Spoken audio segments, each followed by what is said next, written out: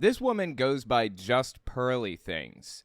She calls herself Pearl, I guess. She is a femcel, an incel that's female. And she is absolutely nutty, dude. She believes all the same stuff Andrew Tate does to a disturbing and weird degree. Look, let me just give you a little background on the guy if you're unfamiliar. Just start from the beginning. This was my introduction to the guy, okay?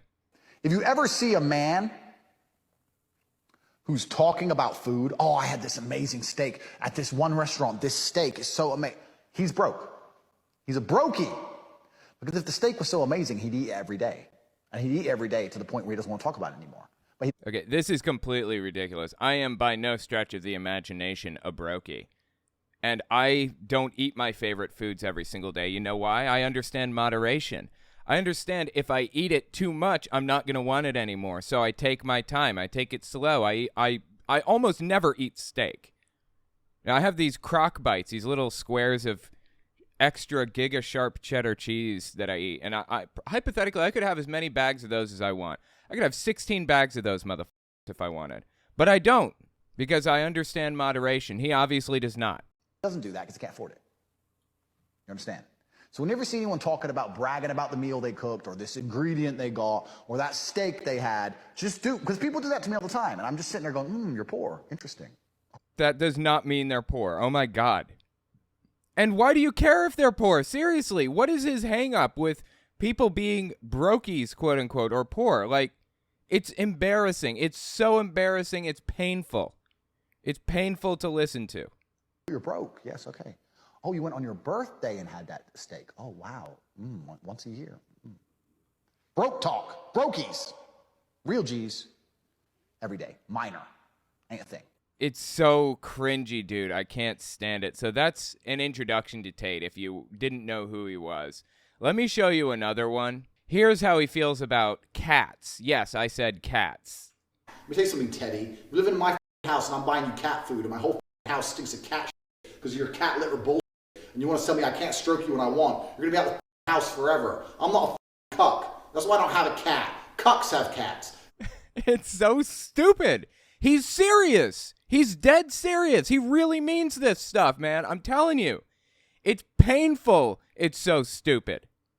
If I have a cat, it'd have to behave. Wouldn't be trying to give me no attitude because I ain't some little going to sit there and love it. Oh, my cat lets me stroke it sometimes. Sometimes it doesn't, but it's okay. I'm just going to go buy my cat a treat. I'm not a dork. That's why I have dogs, like a man. Cats. It's painful, dude. I'm telling you. It is so painful.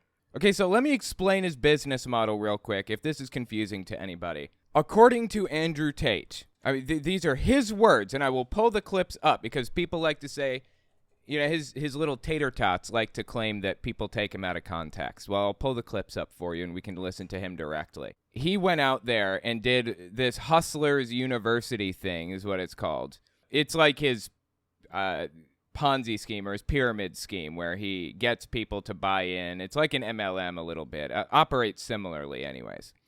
I don't think it exists anymore. I think he shut it down. But anyway, he went out there and explained to his Hustler University people how to make money, or how he made money at least, not how they can necessarily. And the way that he did it was basically he used the lover boy method of human trafficking, where he convinces a girl that he's in love with her and gets her to be willing to do absolutely anything for him. And once he gets her to that point, he convinces her that they need to make money together. They need to support each other and help each other. And she can do that by doing webcam work, basically. There are a lot of private communications between him and the girls and other people. His brother, who helped him with all of this. His version of Ghislaine Maxwell to Jeffrey Epstein, he had one of those. It's called a bottom in the pimping world, which is what he calls himself, a pimp. He had a bottom, quote unquote, that would convince these girls to do this work for him and stuff like that. And he would take most of their money. He coerced them and cheated them out of massive amounts of money, lied to them, told them that he was paying their taxes for them when he was not. There are also examples of people in his circle, like the security guards that watched over them, threatening to hang them over a balcony and let go if they didn't do this thing or that thing or whatever else. There was coercion. There was threat of force. There was fraud taking place. Those are the prerequisites to be considered human trafficking. And he meets all of them. All of them. Okay? The guy is a human trafficker. Everything that he describes in this video that I have pulled up right here is a description of human trafficking. Just listen to a minute or two of it. When you say webcam company, people assume, oh, it's just fast. But in reality, it's a load of people management. The HR category of the webcam business is the largest and most important thing. You're effectively taking girls, teaching them how to make unlimited money from home, and then making sure they give it all to you. Webcam studios everywhere. I mean, you catch that? You're effectively convincing girls to do this and getting them to give you all of their money. And in a minute, we're not going to watch this whole thing, but in this video, he describes this process that he does to get all of their money, and it's fraud. He defrauds them. He lies to them, tells them that he's paying their taxes when in reality he's not paying taxes at all. He's just taking an additional 20% right off the top from them and keeping it. Like, the whole thing is built on lies and coercion and fraud. It was a mess, and that's the problem here. He has been arrested in Romania, which, by the way, he said he went to Romania in the first place so he didn't have to deal with, like, human trafficking laws or any other types. Like, I got to be careful which words I say. But he went there in the first place because there is no justice. And now he's crying because he was arrested, and he's saying there is no justice. No f***ing shit.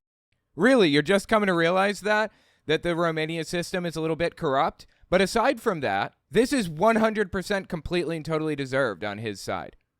Everything that he's experiencing right now is totally deserved. He described human trafficking people. He was trafficking people. Like, how can he expect any sympathy after that?